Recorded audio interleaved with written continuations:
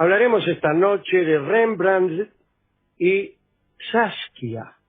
Hemos hablado ya del pintor holandés Rembrandt en relación a la lección de anatomía y la ronda nocturna. También lo citamos cuando hablamos de retratos en la historia. El asunto que diferenciaba a Rembrandt era el llamado retrato corporativo. Era encargado justamente por corporaciones y en él aparecía no solo una persona, sino, por ejemplo, toda la plana superior de un gremio. Y Rembrandt pintaba y cobraba por retratos de ese tipo. Con el gremio del camionero. Sí. Entonces ahí lo ponía a Moyano, al hijo, al otro, qué sé yo, y pagaban los que aparecían allí, pagaban. Hoy nos centraremos en la historia de Rembrandt con una muchacha llamada Saskia, que fue su amor. Para ubicarnos, digamos que Rembrandt nació el 15 de julio de 1606 en Leiden, Holanda. Su padre se llamaba Harmen Goritz van Rijn y era molinero. Su madre, Neelvigen van Suybroek, tenía una panadería. Así que fíjese. Sí. Allá por 1620 Rembrandt se anotó en la Universidad de Leiden, pero a los pocos meses decidió seguir sus inclinaciones artísticas. Abandonó la universidad e ingresó en el estudio del pintor Jacobo van Swanesburg. Más tarde estudió la técnica del claroscuro con Pieter Lastmann. Con esos hombres conoció los rudimentos de la profesión y poco a poco empezó a ser reconocido.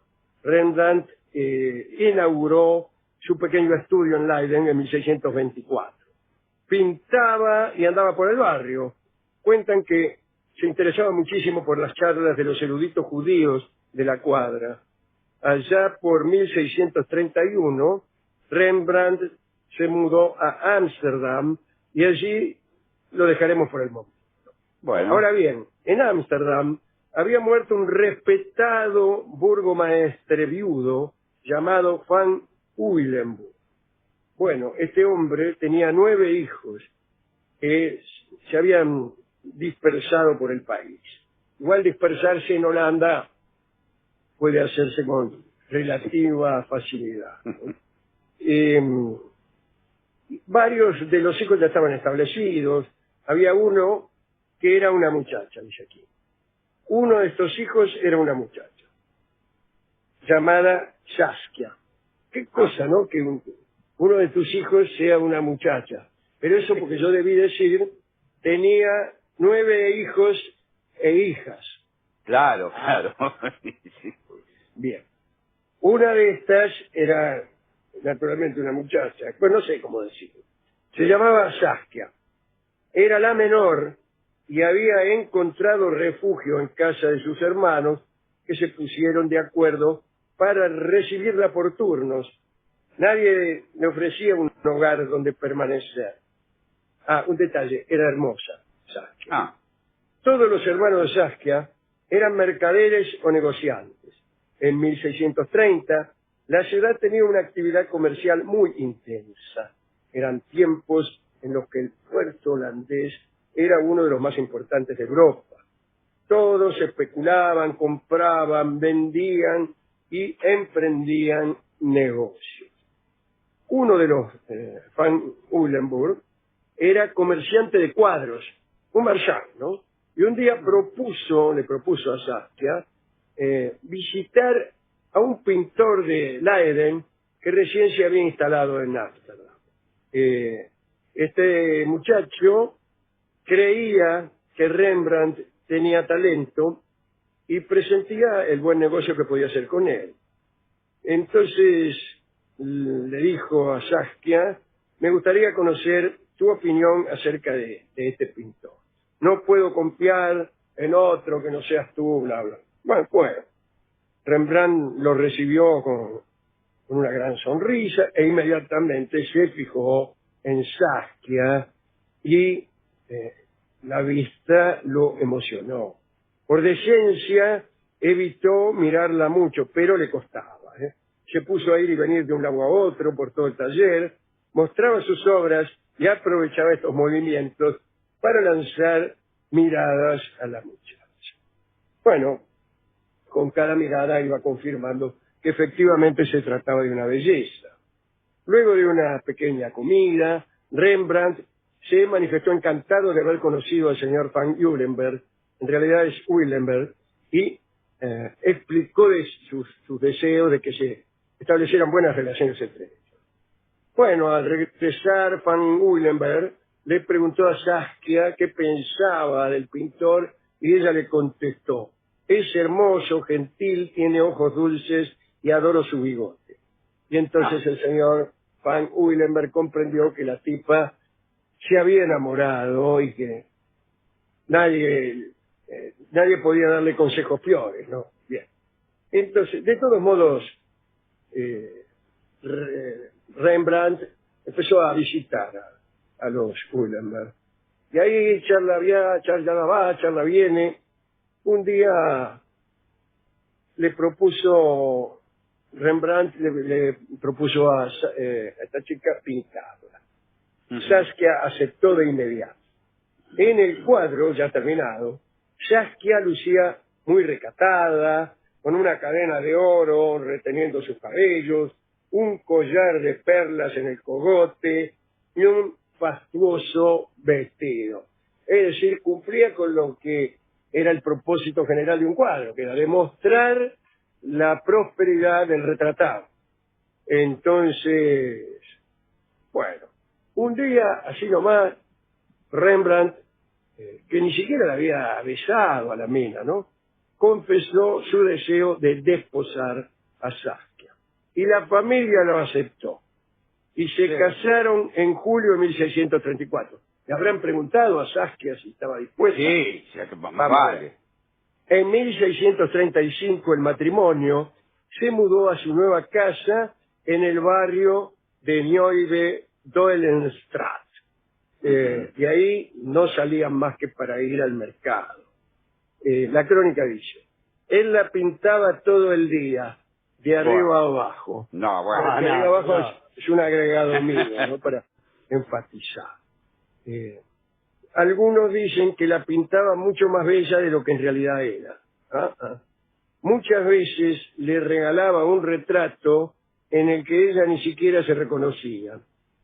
Bueno, para algo está el arte, y sobre todo el arte que ejecutan los enamorados.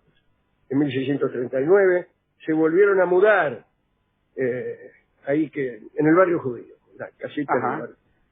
Después de un largo tiempo de encierro en la que solo la producción de Rembrandt fueron retratos de Saskia, no pintaba otra cosa. Estaba enamoradísimo. Perdía buena guita porque no estaba pintando a los sindicatos, sí, a lo de la CGT, no. Bueno, el pintor después de esto se lanzó a los negocios. Sus pinturas no rendían lo suficiente y en Ámsterdam el que no se enriquecía era mal visto. Igual que acá. Bueno, entonces hizo lo siguiente. Puso en venta algunos de sus cuadros y después los compraba él mismo, merced a un préstamo a precios elevadísimos.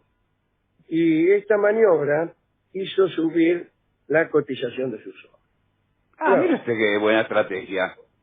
Pronto Saskia quedó embarazada, pero no por estas maniobras, sino por otras.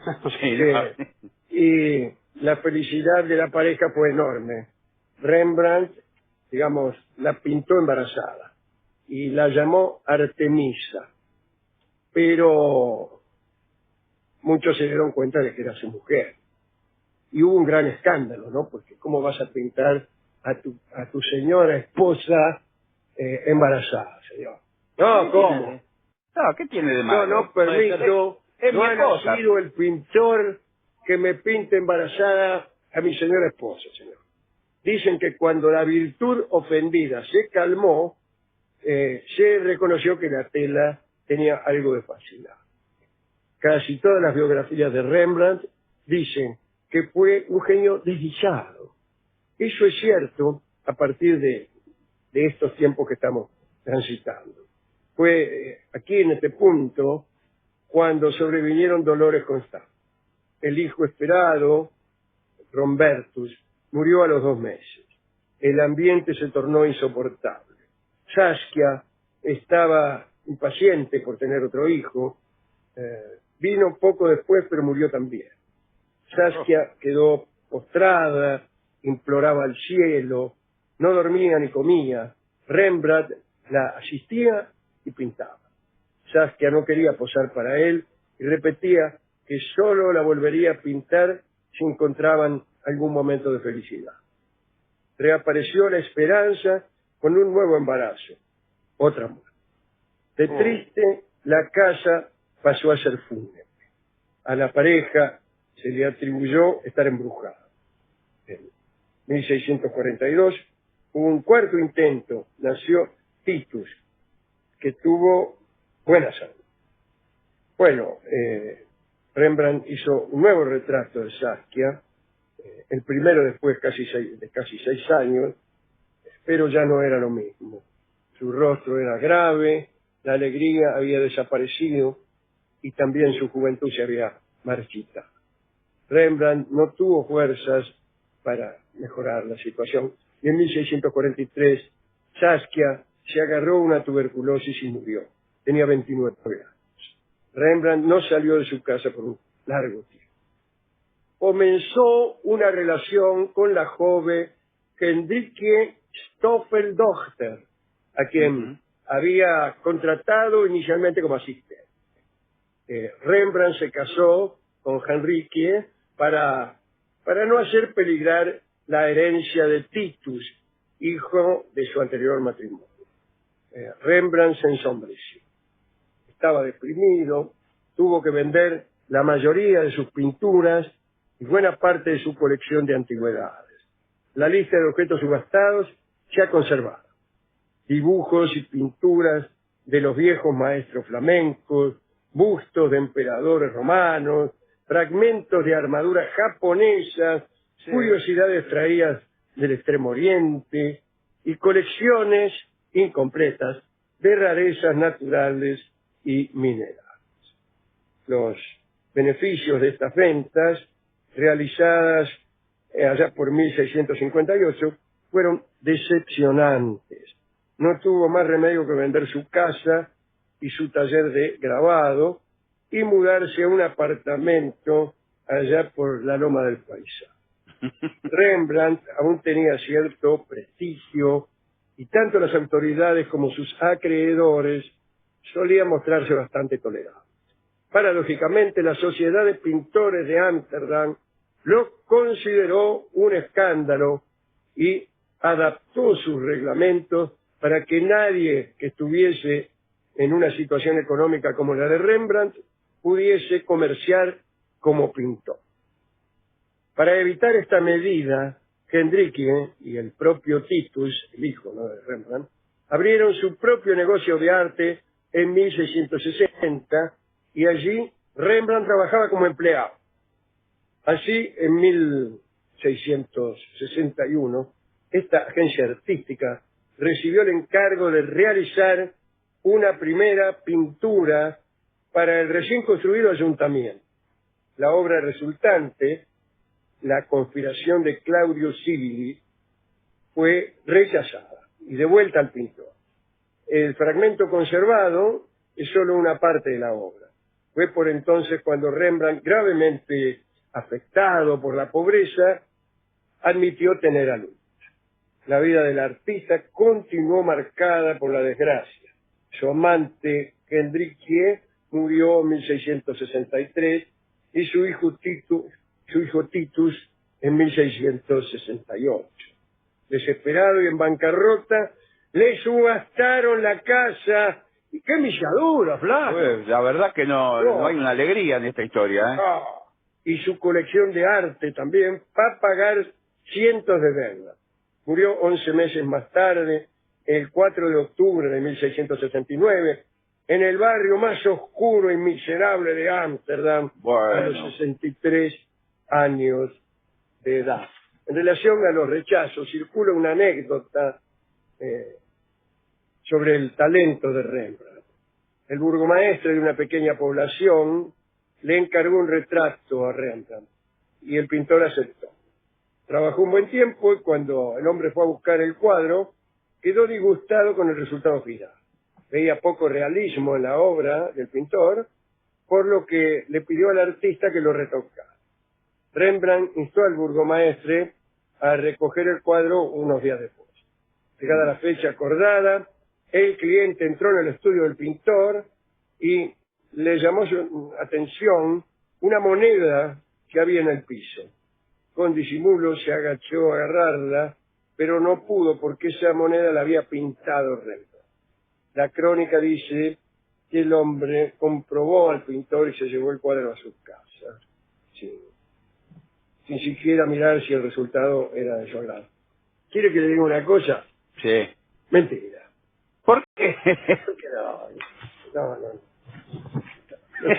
No sé si me... había un pintor griego, que ya me voy a acordar. Sí. No sé si era el famoso Apeles. Apeles era romano, me parece. Bueno, no me acuerdo. Y un día pintó unas abejas o unas moscas sobre un racimo de uvas. Sí. Y uno de sus visitantes quiso espantarla, o eran abejas o algo así, ¿no? Quiero decir, la historia es más o menos la misma. Claro, es como una especie de formato que... Alguien cree real algo que en realidad está pintado. Claro. Así podemos inventar miles de historias. ¿A quién podemos dedicar esto, sino al propio y desdichado Rembrandt? Sí, para mí hay que dedicárselo a él, porque qué vida, ¿no? Dios te libre. Y ahora no sé qué canción podríamos escuchar. Tuvimos la idea de elegir un tema que se llama Felicidad.